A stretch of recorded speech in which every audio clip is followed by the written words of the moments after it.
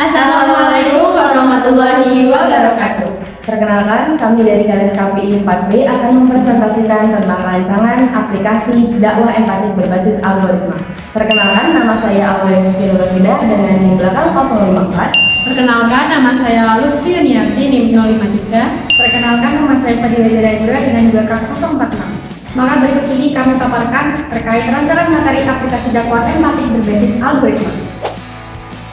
Baik, pada presentasi kali ini kita akan membahas mengenai pentingnya merumuskan kembali strategi dakwah digital untuk generasi Z di tengah tantangan radikalisme global, di mana kelompok kami merancang sistem informasi aplikasi DEBA, yaitu dakwah empatik berbasis algoritma, yakni sistem perlawanan radikalisme digital untuk generasi Z. Langsung saja ke slide awal, yaitu adanya latar belakang. Next. Di era digital, polarisasi sosial dan radikalisme online menjadi tantangan serius seiring masifnya produksi konten negatif bermuatan sara dan intoleransi. Yang berarti di era digital ini, generasi Z rentan terpapar radikalisme, intoleransi, dan konten sara akibat algoritma media sosial yang menciptakan echo chamber dan mengikis nilai akhlakul karimah. Sayangnya, metode dakwah konvensional yang kaku dan panjang tidak lagi efektif untuk merangkul mereka yang lebih menyukai konten singkat dan interaktif. Nah, oleh karena itu, diperlukan inovasi dakwah kreatif melalui mikrokonten digital yang modern untuk membendung narasi negatif tersebut dan mengubahnya menjadi peluang menyebarkan pesan perdamaian secara masif. Next, selanjutnya ada usulan sistem, yaitu ada empati, algoritma, dan konten, yang berarti empati pendekatan psikologis untuk memahami audiens, algoritma optimasi distribusi platform digital, dan terakhir adalah konten mikrokonten modern berbasis nilai Islam. Selanjutnya adanya tujuan sistem. Yang pertama, membangun sistem pertahanan siber terhadap radikalisasi online di ruang digital generasi Z. Yang kedua, memproduksi counter naratif secara masif guna membendung konten sara dan intoleransi. Yang ketiga, merestorasi nilai-nilai akhlakul karimah, toleransi, empati, dan saling menghormati di ekosistem digital. Yang terakhir, adanya memodernisasi metode dakwah konvensional menjadi adaptif, berbasis data, dan menembus echo chamber. Selanjutnya akan disampaikan penjelasannya dengan teman saya. Selanjutnya ada fitur utama sistem. Yang pertama itu ada fitur social listening and trend analysis yang berfungsi untuk memindai media sosial secara real time untuk mendeteksi kata kunci, tagar, dan narasi radikal atau sara yang sedang tren di kalangan generasi Z. Lalu fitur ini itu untuk memastikannya sebagai topik yang harus segera diintervensi. Selanjutnya yakni adanya fitur empathy mapping dan konten formulator, yakni berfungsi untuk memandu menyusun pesan dakwah menggunakan pendekatan psikologis. Fitur ini membantu mengubah materi keagamaan yang kaku menjadi narasi rahmatan lil alamin yang inklusif, merangkul, dan tidak menghakimi. Selanjutnya yakni adanya fitur utama sistem, yakni fitur micro content studio. Fitur micro content studio ini menyediakan pustaka aset digital atau tempat visual dan audio trend yang digunakan untuk mempercepat produksi dakwah asinkron dalam bentuk mikrokonten atau video pendek atau infografis yang disukai oleh anak muda. Selanjutnya adanya fitur algorithm optimizer dan SEO engineering yang berfungsi untuk merekayasa teknis distribusi konten dengan merekomendasikan hook video, optimasi SEO, dan tagar strategis agar konten mampu menembus algoritma, rekomendasi platform, dan memecah echo chamber.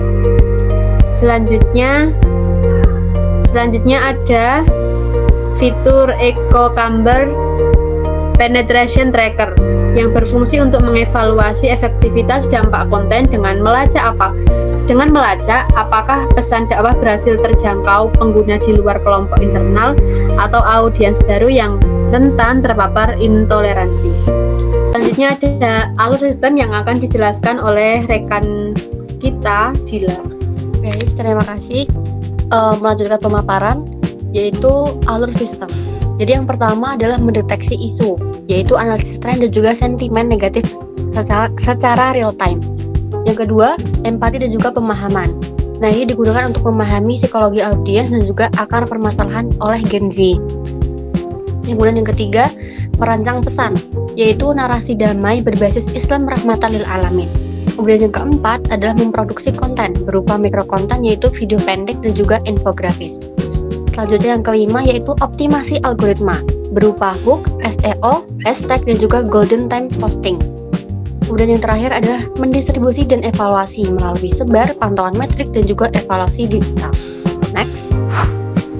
Selanjutnya terdapat penggunaan sistem, yaitu sistem DEBA ini berfungsi sebagai panduan kerja komprehensif yang memadukan analisis data, pendekatan psikologis, dan rekayasa konten. Operasionalnya dimulai dari social listening untuk melacak narasi radikal dan juga tren kemarahan di kalangan generasi Z. Dilanjutkan dengan empathy mapping guna merumuskan pesan dakwah yang merangkul, bukan menghakimi. Maka pesan tersebut diproduksi menjadi mikrokonten asinkron berformat video pendek atau infografis visual kuat, lalu dioptimalkan melalui SEO video, hook memikat, dan tagar strategis.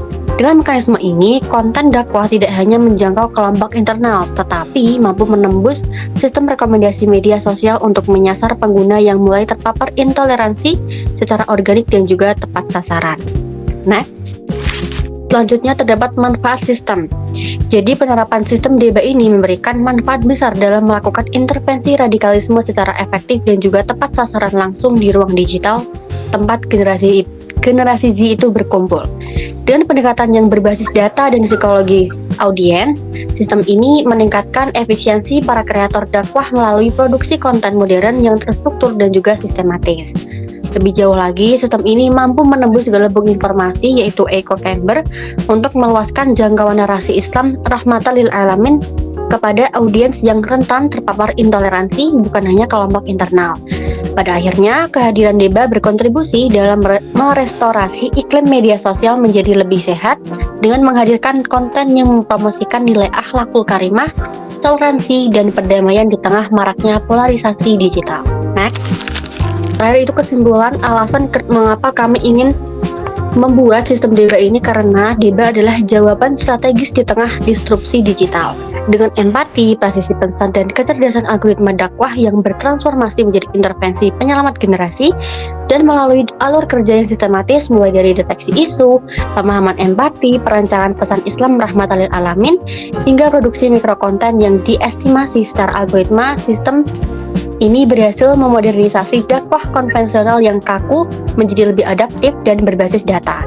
Pada akhirnya, DEBA ini mampu menunggangi sistem rekomendasi media sosial untuk menembus gelembung ruang gema, sehingga potensi ancaman teknologi dapat diubah menjadi peluang strategis untuk merestorasi ruang digital yang damai, toleran, dan tepat sasaran demi menyelamatkan masa depan generasi muda.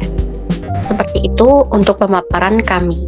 Oke, terima kasih teman-teman yang sudah memaparkan materi dari awal hingga akhir. Mungkin cukup sekian yang bisa kami sampaikan terkait materi DEBA, yakni dakwah empatik berbasis algoritma ini. Mohon maaf apabila dari kelompok kita ada salah-salah kata. Kita akhiri. Wassalamualaikum warahmatullahi wabarakatuh.